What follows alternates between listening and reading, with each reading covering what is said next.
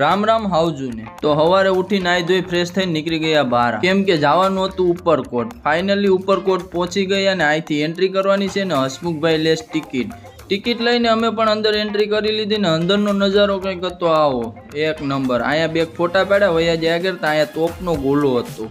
હવે માખો રહી શીખ્યો નથી, ના ફોટા પાડવા પોઝ આપી દીધો, પછી એનો ફોટા પાડી લીધા બેગને નીકળી ગયા આગળ. ફરતા હતા ફરતા હતા ને મજાક મસ્તી કરતા હતા. તા મને સારું લોકેશન દેખાણું તો મેં કીધું એક બે થોડીક રીલ શૂટ કરી લે. રીલ શૂટ કરી પાછા નીકળી ગયા આગળ. તા ભૂસડ ખાઈને મોબાઈલ આપ્યો તો એ પાછો વિડીયો શૂટ કરવા માંડ્યો ને બસ મોજ મસ્તીને રખડતા હતા. ને આ લોકેશન જોઈને આ બટકાથી રહેવાનું નથી કે મારી રીલ શૂટ કરી દે. પછી નીકળી ગયા પાછા રૂમ સાઈડ. ચાલુ વરસાદમાં ચા પીવાની મજા જ એક નંબર આવે. સાંજ પડી ગઈ ને અમે વયા ગયા ગુજરાતી થાળી ખાવાને. આજનો બ્લોગ થાય છે પૂરો. જય Shri Ram and bye bye.